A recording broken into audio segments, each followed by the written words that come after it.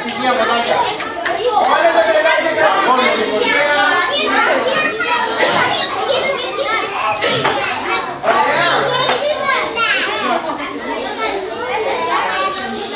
Θα καθίσετε τώρα λίγο ήσυχα. Ωραία. Λοιπόν, πρώτα πρέπει να σας καλωσορίσω που είστε όλοι εδώ. Θα ακούσουμε τη Φανή Τσαπλέ, νεαρή συγγραφέα, βλέπετε, παραμυθιών. Θα μας αφηγηθεί ένα παραμυθάκι το οποίο έχει σχέση με την υγιεινή διατροφή, ο Πίνκι και οι μαγικές μπουρμπουλήθρες. Και η Καλλιόπη Ιωαννίδη θα μας παίξει το σαντούρτι, σας συνοδεύει η Φανή.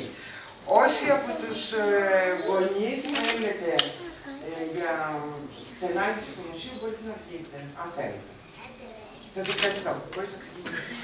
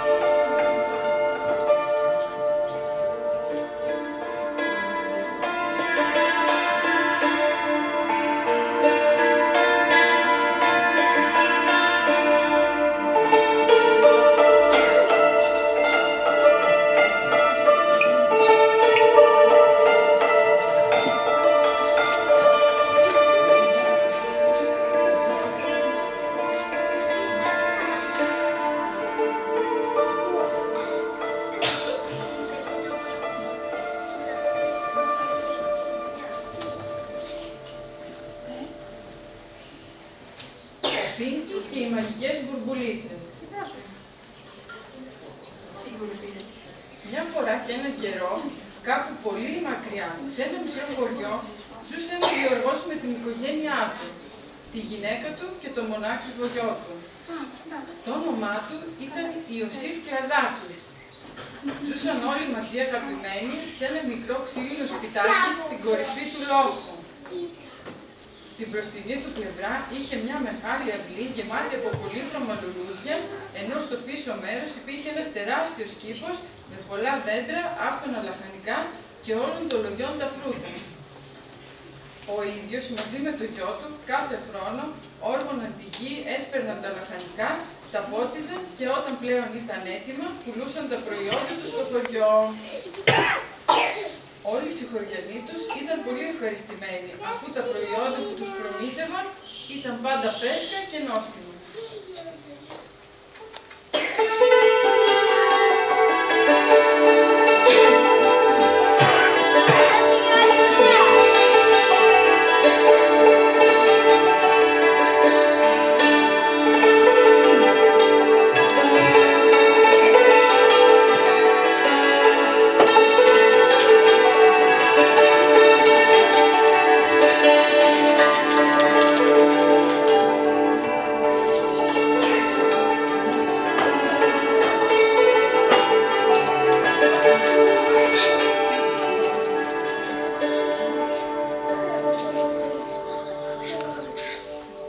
Η ζωή κυλούσε ήρεμα, ώσπου μια μέρα ένας περίεργος επισκέπτης έφτασε στο μικρό μας χωριό.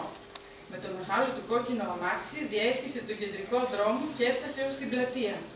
Σταμάτησε δίπλα στο καφενείο και κατέβηκε. Κάθισε σε ένα τραπεζάκι στην άκρη του καφενείου και έσπευσε να πιάσει συζήτηση με τους κατοίκους. «Το όνομά μου είναι Γαρίφαλος Ονειρούλης», συστήθηκε με ζωηρή φωνή. Ήθελε, λέει, να αγοράσει ένα οικόπεδο στο χωριό και να μείνει εκεί. Μέσα σε λίγες μόλις μέρες είχε αγοράσει μια μεγάλη έκταση στο κέντρο του χωριού και είχε χτίσει το δικό του μαγαζί. Οι κάτοικοι άρχισαν να αναρωτιούνται τι μπορεί να είναι αυτό, αφού το λίγο καιρό που έμειναν εκεί δεν κατάφεραν να μάθουν ποια ήταν τα σχέδιά του. Ένα πρωί, και ενώ οι εργασίες για το καινούριο μαγαζί τελείωναν, ο κύριος Ονειρούλης κάρφωνε την επιγραφή. «Γρήγορο φαγητό», έγραφε με μεγάλα καλλιγραφικά γράμματα. Λίγα μόνο λεπτά ήταν αρκετά για να μαθευτεί ολόκληρο το χωριό. Τι μπορεί να ήταν όμως αυτό το γρήγορο φαγητό, αναρωτήθηκαν όλοι. Ο μοναδικός που θα μπορούσε να τους εξηγήσει ήταν ο κύριος Ονειρούλης. Τους είπε λοιπόν ότι πρόκειται για ένα είδος φαγητού που στις πόλεις είναι πολύ γνωστό. Είναι αρκετά νόστιμο και το προτιμούν πολύ. Συγκεκριμένα, αυτό που θα σέρβιρε το μαγαζί του ήταν τηγανιτά, αναψυκτικά, φαγητά με πολλά λιπαρά και διάφορα γλυκά. Οι κάτοικοι του χωριού στην αρχή φάνηκαν δύσπιστοι. Δεν πήγαιναν στο καινούργιο μαγαζί, ενώ συνέχισαν να τρώνε τα φρούτα και τα λαχανικά του κυρίου Κλαδάκη. Ο κύριος Ονειρούλης όμως δεν το άφησε έτσι. Άρχισε να διαφημίζει τα προϊόντα του και να διαδίδει σε όλους το πόσο νόστιμα ήταν. Κάποιοι από τη διαφήμιση αλλά και από τις έντονες μυρωδιές που έβγαιναν από το μαγαζί άρχισαν σιγά σιγά να το επισκέφτονται.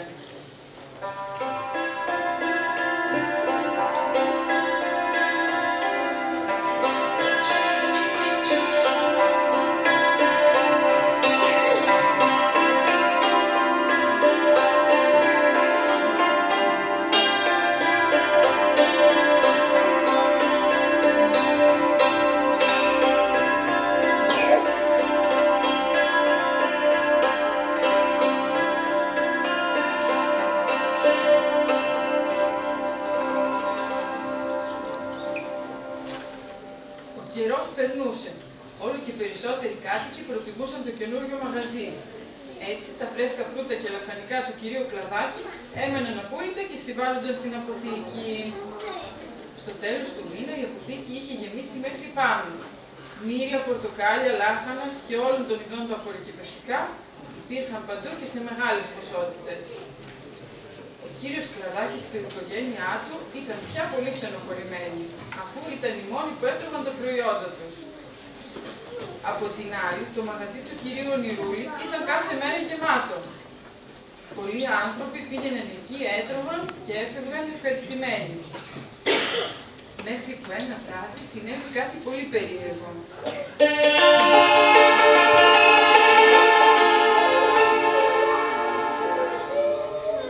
Πλησίαζαν μεσάνυχτα, ασυνείδηστη φασαρία ακούστηκε από την αποθήκη του κύριου Κλαδάκη. Κάτι παράξενο είχε συμβεί. Τα φρούτα και τα λαχανικά βγήκαν από τα καφάσια τους και άρχισαν να μιλάνε. «Κάτι πρέπει να κάνουμε, πρέπει να βρούμε μια λύση», φώναξε η ξένη εντοματένια. «Πρέπει να βοηθήσουμε το αφεντικό μας», ψιθύρισε ντροπαλά ο Νούλης ο Αχλαδούλης. «Ναι, αλλά πώς, ο κύριος Ονειρούλης φαίνεται πολύ ισχυρός», συμπλήρωσε βιαστικά ο Τάκης ο Λεμονάκης. Τα φρούτα και τα λαχανικά που ήταν στην αποθήκη κάθε βράδυ τον τελευταίο καιρό ξαγρυπνούσαν προσπαθώντας να βρουν λύση γιατί δεν άντεχαν άλλο να βλέπουν το αφεντικό του στενοχωρημένο. Εκείνο το βράδυ λοιπόν αποφάσισαν να βγουν στο χωριό να δουν με τα μάτια τους τι συμβαίνει σε αυτό το περίφημο μαγαζί. Κόντεψαν μεσάνυχτα όταν ένας δυνατός κρότος ακούστηκε. Τα φρούτα και τα λαχανικά άνοιξαν με μια στην πόρτα και ξεχύθηκαν στον δρόμο. Πήραν την κατηφόρα με σκοπό να φτάσουν στο μαγαζί του κυρίου Ονειρούλη. Στον δρόμο συνάντησαν τον γιατρό του χωριού, τον κύριο Φαρμάκη. Καθόταν σε ένα παγκάκι έξω από το ιατρείο του. Φαινόταν κουρασμένος και προβληματισμένος. «Γεια σας κύριε Φαρμάκη, έχετε κάποιο πρόβλημα, μήπως μπορούμε να βοηθήσουμε σε κάτι?» προσφέρθηκε ο Ρούλης ο Λαχανούλης. «Τον τελευταίο καιρό ο κόσμος παρισταίνει πολύ συχνά», απάντησε εκείνος. «Δεν νομίζω ότι μπορείτε να βοηθήσετε», συμπλήρωσε αφήνοντας να φανεί η μεγάλη του απογοήτευση.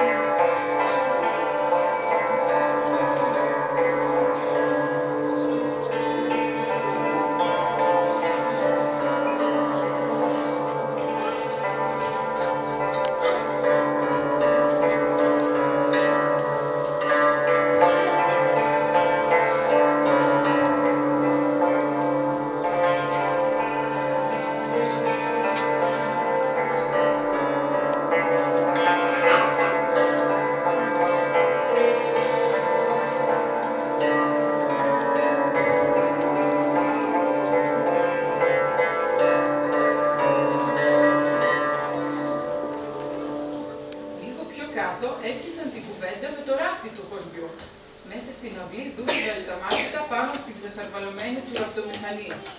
«Τι κάνετε, κύριε Βελώνη, δουλεύετε μέχρι τέτοια ώρα?» ρώτησε ο μένιος ομιλέτης.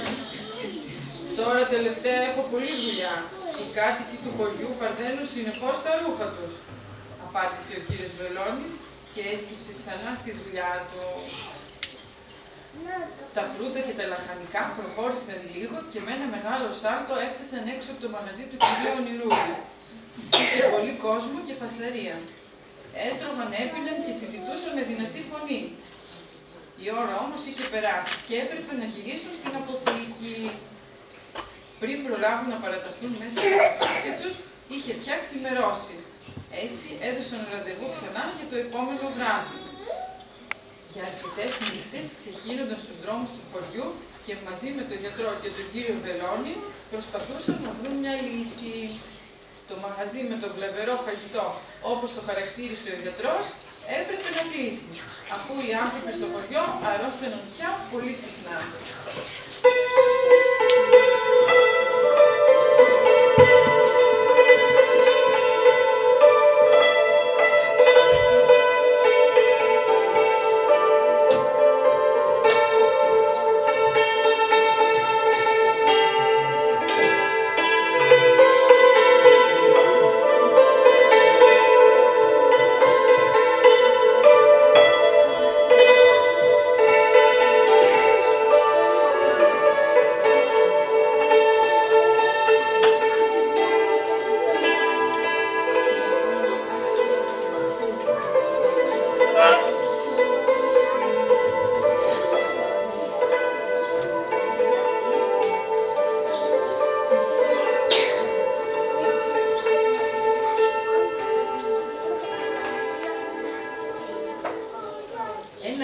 Καλοκαιρινό βράδυ, και ενώ για μια ακόμα φορά συνεδρίαζαν λίγο έξω από το χωριό με σκοπό να βρουν τη λύση, μια ξαφνική αστραπή φάνηκε στον ξάστερο ουρανό. Ένας δυνατός ανεμοστρόβιλος τάραξε την ησυχία που επικρατούσε.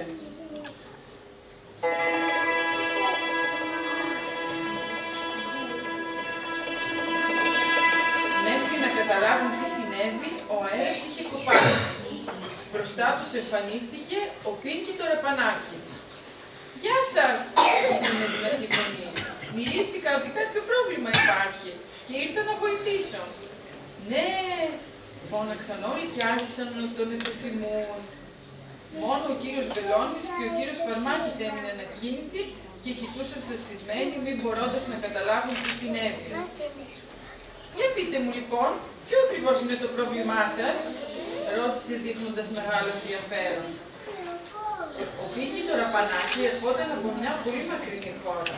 Ήταν ο πιο γνωστός από όλα τα φρούτα και τα λαχανικά σε ολόκληρη τη γη. Όλοι τον ήξεραν και τον θαύμαζαν.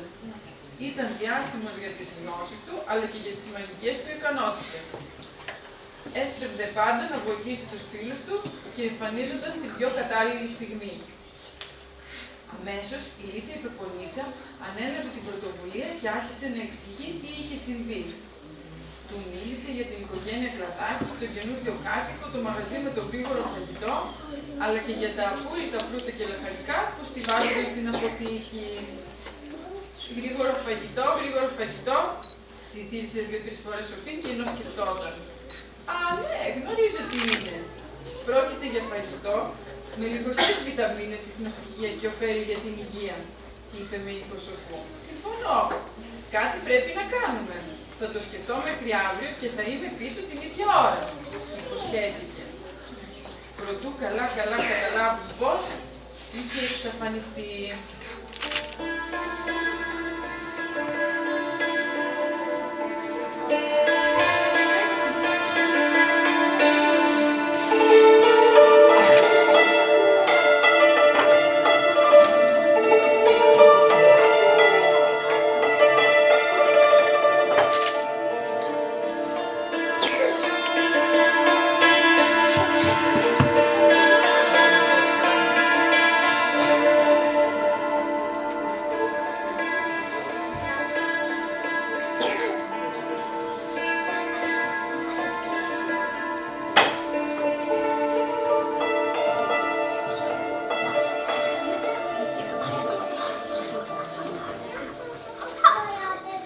επόμενο βράδυ, εκεί κοντά στα μεσάνυχτα, και ενώ κανείς δεν κυκλοφορούσε στους δρόμους του χωριού, τα φρούτα και τα λαχανικά βγήκαν για ακόμη μια φορά από την αποθήκη και μαζεύτηκαν στο γνωστό μέρος.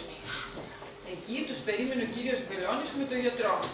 Σε λίγα μόνο λεπτά είχε εμφανιστεί και ο Πίνκι, μόνο που αυτή τη φορά δεν βγήκε μέσα από νημοστρόβιλο, αλλά ξετρύπωσε από τη γη, θαρής και ήταν κανονικό ραπανάκι. «Σας την έσκασα», είπε γελώντας πονηρά και καθάρισε φυσικά το χώμα που είχε κολλήσει πάνω του. «Λοιπόν, σας έχω υπέροχα νέα. Βρήκα τη λύση που ζητάτε», δήλωσε με σιγουριά και όλοι σώπασαν για να ακούσουν τι θα τους έλεγε.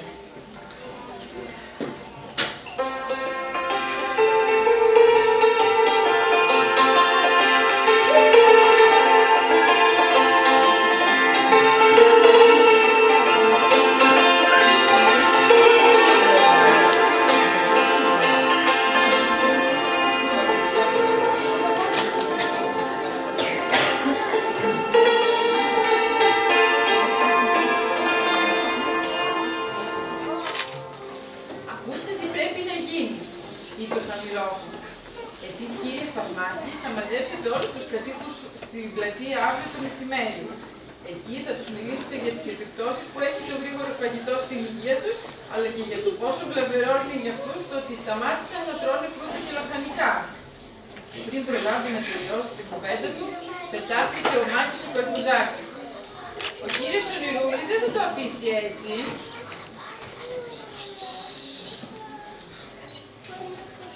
«Το ξέρω», απάντησε ο Πίνκι. «Αυτό θα το αναλάβω εγώ. Κάτι σκέφτηκε το δαιμόνιο μυαλό μου», είπε και έκλεισε πονηρά το μάτι. Έτσι και έγινε. Το επόμενο μεσημέρι όλοι οι κάτοικοι είχαν μαζευτεί στην πλατεία. Ο κύριος Φαρμάκης άρχισε αμέσως να τους εξηγεί πώς έχουν τα πράγματα. Για ποιο λόγο πρέπει να σταματήσουν να τρώνε το γρήγορο φαγητό και γιατί πρέπει να αρχίσουν ξανά να τρώνε τα φρούτα και λαχανικά του κυρίου Κλαδάκη. Οι κάτοικοι έδειχναν να προβληματίζονται με τα επιχειρήματα του γιατρού και άρχισαν να πείθονται. Την ίδια στιγμή ο κύριος Ονειρούλης δεχόταν μια περίεργη επίσκεψη. Ο Πίνκι το ραπανάκι είχε φτάσει στο μαγαζί του. Ο κύριος Ονειρούλης, όπως ήταν φυσικό, ξαφνιάστηκε μόλις τον είδε. «Ποιος είσαι εσύ?» έκανε κάπως φοβισμένος.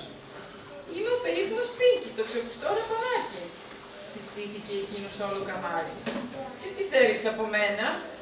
ρώτησε απορριμμένος. «Ήρθα να κάνουμε μια συμφωνία», απάντησε ο Πίνκι. «Τι συμφωνία μπορεί να κάνω εγώ με ένα ραπανάκι?» είπε εκείνος κάπως ειρωνικά.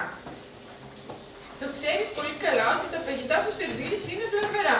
Το μαγαζί σου πρέπει να κλείσει», τόνισε με αυστηρό ύφος ο Πίνκι. «Είσαι τρελός», φώναξε νευριασμένος ο κύριος Ονειρούλης. «Αυτό που λες δεν μπορεί να γίνει». «Μα γι' αυτό είμαι εδώ. Θέλω να σε βοηθήσω», είπε. «Με τις μαγικές μου ικανότητες μπορώ να μετατρέψω το μαγαζί σου σε ό,τι επιθυμείς». «Ενδιαφέρον ακούγεται. Μπορώ να ζητήσω ό,τι θέλω?» ρώτησε δειλά ο κύριος Ονειρούλης.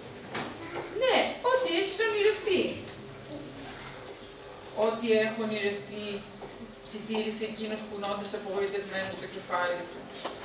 «Το όνειρό μου πάντα ήταν ένα μεγάλο πάρκο. Να έρχονται τα παιδιά, να παίζουν και να είναι χαρούμενα. Αλλά ποτέ δεν μπόρεσα να το πραγματοποιήσω», εξομολογήθηκε ο κύριος Ονειρούλης. Έτσι, άνοιξε το μαγαζί με το γρήγορο φαγητό, πιστεύοντας ότι κάποια στιγμή θα κάνω τον όνειρό μου πραγματικότητα. Και αυτό που κατάφερα ήταν να κάνω κακό στους ανθρώπους, είπε και έδειχνε πραγματικά στενοχωρημένος. Ο Πίνκι πλησίασε και έκατσε δίπλα του. «Μα σου εξήγησα, ζήτα μου ό,τι θέλεις», είπε με γελαστό ύφος. Θέλω ένα μεγάλο πάρκο», απάντησε εκείνος. Η συμφωνία είχε κλείσει. Ο Πίνκι έπιασε από το χέρι τον κύριο Ονειρούλη, του ζήτησε να κλείσει για λίγο τα μάτια και ψιθύρισε ένα ξόρκι. «Ζαμ παραζαμ, ζουμ παραζουμ, του». Πυκνή χρυσόσκονη κάλυψε το χώρο. Όταν το τοπίο καθάρισε, άνοιξε τα μάτια του και το μαγαζί είχε εξαφανιστεί. κύριος Ονειρούλης έμοιαζε σαστισμένος. Στη συνέχεια, ο Πίνκι χτύπησε 2 φορές τα δάχτυλά του και κάτι ψιθύρισε. Αμέτρητες ολοστρόγγυλες μπουρμπουλήθρες κατέκλυσαν τον ουρανό. Χιλιάδες πολύχρωμες γερουστερές αφουνόφουσκες έκαναν την εμφάνισή τους. Τα παιδιά που αντιλήφθησαν το γεγονός από μακριά έτρεχαν ξετρελαμένα. Ήταν σαν να έβλεπαν ένα πολύχρωμο όνειρο.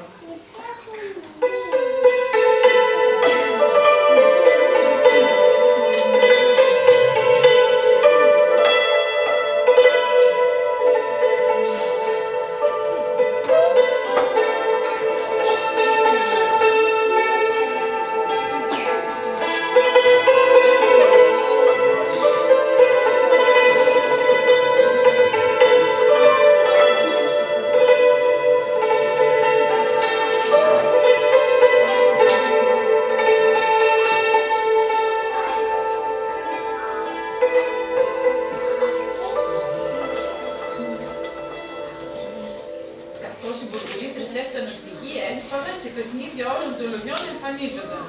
Τρενάκια, κούνιες, αυτοκινητάκια και ό,τι μπορεί να ονειρευτεί κανείς.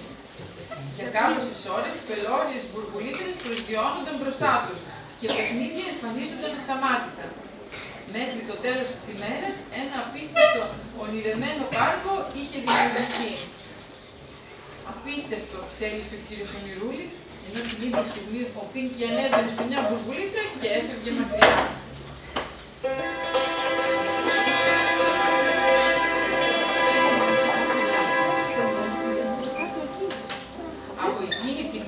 Όλα άλλαξαν στο αγαπημένο μας χωριό. Οι κάτοικοι άρχισαν πάλι να τρώνε τα προϊόντα του κυρίου Κλαδάκη, η αποθήκη του είχε πια αδειάσει και το χαμόγελο ξαναγύρισε στην οικογένειά του. Όμως υπήρχε ακόμα ένας λόγος που όλοι ήταν πολύ χαρούμενοι. Το πάρκο του κυρίου Ονειρούλη είχε κάνει τον τόπο τους διάσημο. Κόσμος από τη γύρω περιοχή μαζευόταν για να διασκεδάσει. Κάθε μέρα χιλιάδες παιδικά χαμόγελα κατέκλυζαν το χώρο. Ο Πίνκι παρακολουθούσε τις εξελίξεις από μακριά και έδειχνε ικανοποιημένος. Όταν πλέον βεβαιώθηκε ότι όλα πάνε καλά, η αποστολή του είχε τελειώσει. Ο Πίνκι το μαγικό ραπανάκι ήταν έτοιμο για νέες περιπέτειες. Και που ξέρετε, μπορεί να είναι κάπου εδώ τριγύρω και με τις μαγικές του μπουρμπουλήθρες να κάνει και τα δικά σας όνειρα πραγματικότητα.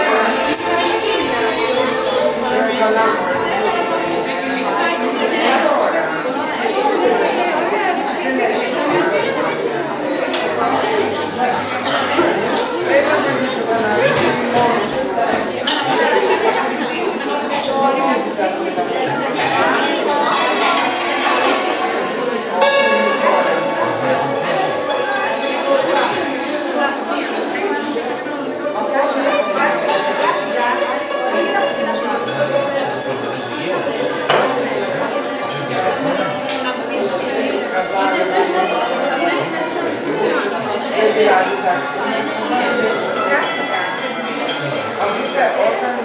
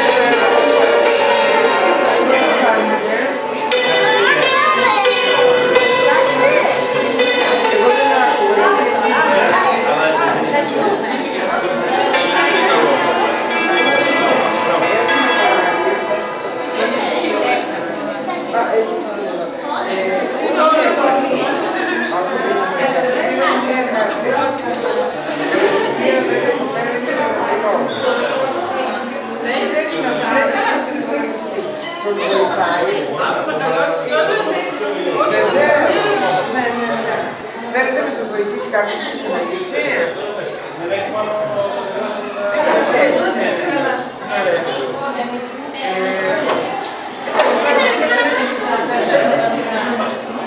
Τον βοηθάει, αλλά ξαναγινάς δυσκιστικός.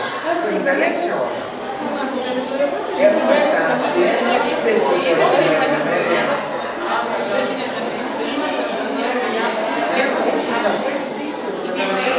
αλλά μετά, αν όχι σε ώρα, ξανά το απόγευμα, και καθήμη τώρα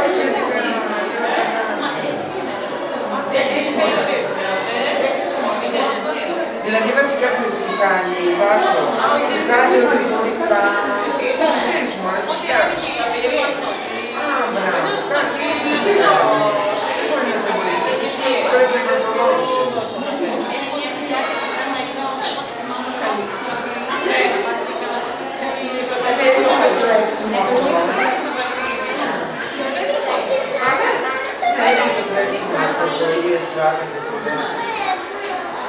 Τώρα εγώ τους έκανα να έκανα στο βιβλίο. Σιγά μην συγκινηθούν αυτό. Εν τω μεταξύ έρχονται συνέχεια έγραφα που λέει ζητάει ο Δήμος πάντα με εγώ σου στείλω και τους στέλνουν για μας. Ναι, και το ψυχολόγο του στείλουν.